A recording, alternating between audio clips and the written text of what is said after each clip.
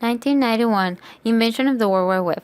A computer programmer in Switzerland, Tim Berners-Lee, introduced the World Wide Web, which allowed to send information from one place to another one, and anyone could see that information, forming a web of information.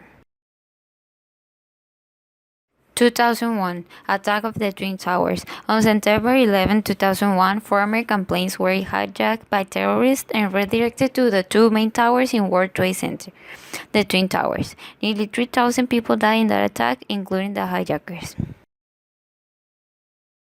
2007 iPhone enters the market. On January 2007, the first iPhone was released by Steve Jobs. This phone lacked much of the things that these phones have today. You could just text and it had internet. But the most amazing thing at that time was that it was touchscreen. 2008 Global Financial Crisis. It was in September 2008 when a global bank called Lehman Brothers had a collapse. This almost broke down the world's financial system. That brought also the collapse of large financial industries, bailout of banks, and downturns in stock markets around the world. 2011 Syrian War. It started when some teenagers painted revolutionary slogans in a school. After, they were arrested and tortured. They opened fire and killed several more people. It descended as a civil war when rebel groups began to form, fighting against the government.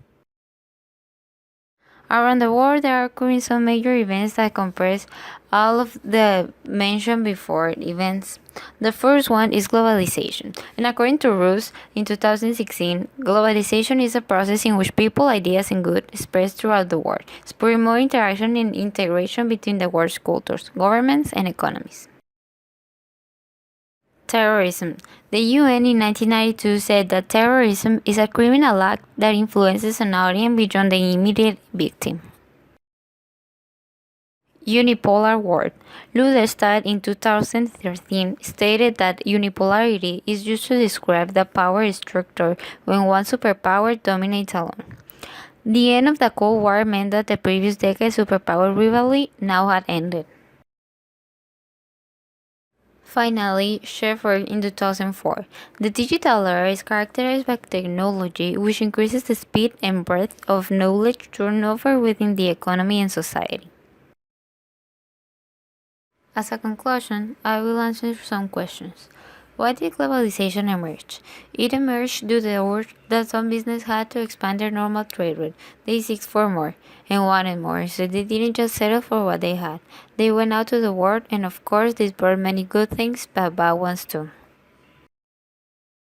In most cases, what caused the terrorist attacks of the 20th century? The government. This is mostly the reason for these attacks, because we don't think the same.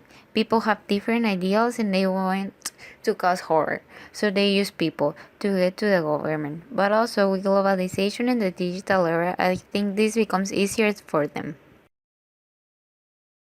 In most cases, what caused the terrorist attacks of the 20th century? The government. This is mostly the reason for these attacks, because we don't think the same. People have different ideals and they want to cause horror, so they use people to get to the government. But also, with globalization and the digital era, I think this becomes easier for them. How does the end of the Cold War relate with the unipolar world? I think it has everything to do with it. With the end of the Cold War, Russia was devastated, and it was the only country that could have whole battle with the US. But they couldn't anymore, so the winning power took control of everything, and it remains like that today.